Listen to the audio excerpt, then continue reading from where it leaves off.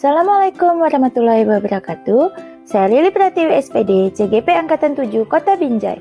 Pada sesi kali ini, saya akan memaparkan koneksi antar materi, kesimpulan dan refleksi pemikiran Ki Hajar Dewantara Modul 1.1.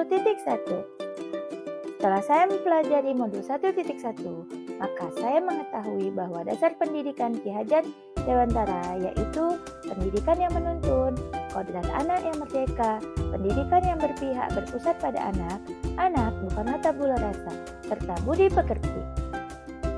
Yang saya percaya tentang murid dan pembelajaran sebelum mempelajari modul ini antara lain, saya menuntut murid agar menuntaskan pembelajaran dan menjadi seperti apa yang saya harapkan.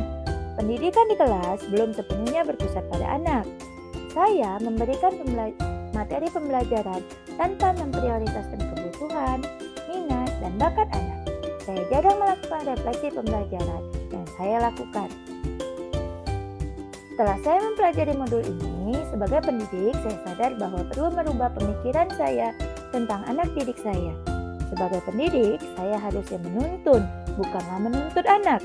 Pendidik itu hanya dapat menuntun tumbuh atau hidupnya kekuatan kodrat yang ada pada anak-anak agar dapat memperbaiki tingkah laku, bukan dasarnya, dan tumbuhnya kekuatan kodrat anak.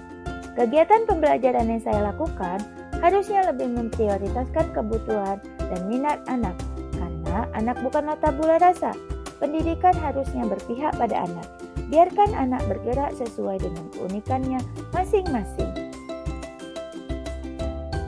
Sebagai pendidik, saya harusnya mengingat tujuan pendidikan menurut Ki Hajar Dewantara, yaitu menuntun segala kodrat yang ada pada anak-anak agar mereka dapat mencapai keselamatan dan kebahagiaan yang setinggi-tingginya, baik sebagai manusia maupun sebagai anggota masyarakat.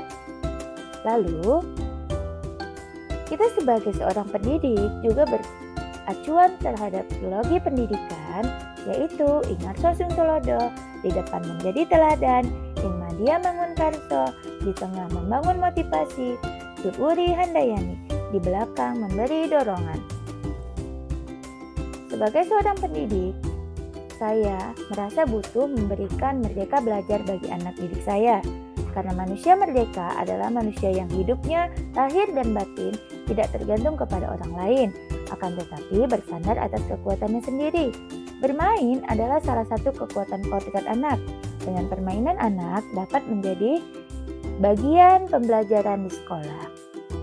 Tak terlepas dari itu, budi pekerti juga merupakan perpaduan cipta, karsa, dan karya. Saya paham bahwa budi pekerti adalah rambu utama untuk pembentukan manusia.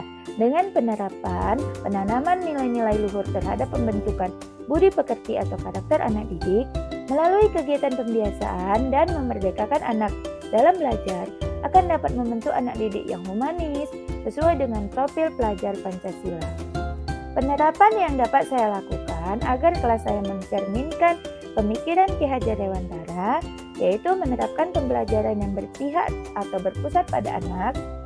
Saya memilih kegiatan yang sesuai dengan kebutuhan anak, minat anak, dan berpusat pada anak, sehingga kegiatan pembelajaran menjadi lebih menyenangkan dan bermakna bagi anak. Lalu, menebalkan lampu murid di kelas dengan menuntun anak sesuai dengan kodrat yang ada pada anak.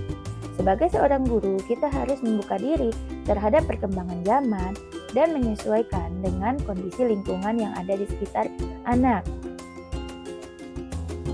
Lalu yang terakhir, memberikan pembelajaran yang menyenangkan dan bermakna bagi anak dengan melakukan kegiatan belajar project-based learning. Dengan kegiatan pembelajaran project-based learning, maka pembelajaran akan lebih bermakna bagi anak, dan anak merasa lebih dihargai dan dihormati karena mereka bisa melakukan segala sesuatunya secara nyata, dan mereka bisa melatih 6 dimensi yang ada di profil pelajar Pancasila. Cukup sekian penjelasan dari saya. Salam dan bahagia. Terima kasih.